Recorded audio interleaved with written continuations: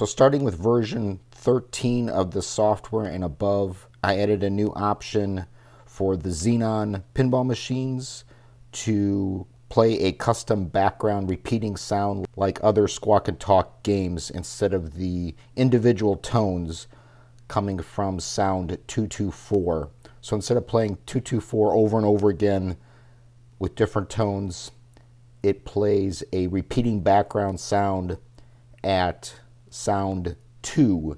And to get that, you set sound bank to 6, which is the +4 and the +2 dip switches, and instead of playing the tones, you'll get the custom background. All the other sound banks will play the stock background sounds. Enter Xenon.